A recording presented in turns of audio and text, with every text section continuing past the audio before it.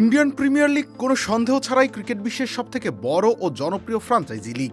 2008 সালে শুরুর পর থেকেই এর গুরুত্ব ক্রমশ বর্ধমান। সেই লিগকেই ক্রিকেটের চেয়ে বলিউড সিনেমা বেশি বললেন দক্ষিণ আফ্রিকার ব্যাটার রাইলি রুশো। 10 দল নিয়ে 74 ম্যাচের এক দীর্ঘ লড়াই আইপিএল। কে কখন হাল ছেড়ে দেওয়ার মতো ম্যাচের ফল বদলে দেবে, কোন খেলোয়াড় কখন আপাতভাবে অসম্ভব হিসেবে বিবেচিত কাজকে সম্ভব করে ফেলবে, তা আইপিএলে কখনো বলা যায় না আগে থেকে।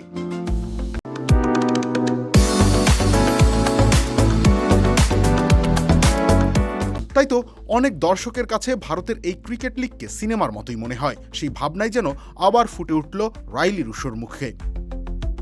দক্ষিণ আফ্রিকান এই ব্যাটার এখন খেলছেন পাকিস্তান সুপার লিগ কোয়েটা গ্ল্যাডিয়েটর্সের জার্সি গায়ে। এরই মাঝে ঘোষণা করলেন আইপিএলের চেয়ে পিএসএল এর শ্রেষ্ঠত্ব। রুশো বলেন, আইপিএলের চেয়ে পিএসএল বেশ সংক্ষিপ্ত একটা টুর্নামেন্ট, আর এখানে লড়াই হয় অনেক বেশি প্রতিযোগিতাপূর্ণ। আইপিএলের পেছনে বলিউডের সমর্থন আছে, তাই একে ক্রিকেটের চেয়ে সিনেমাই বেশি মনে হয়।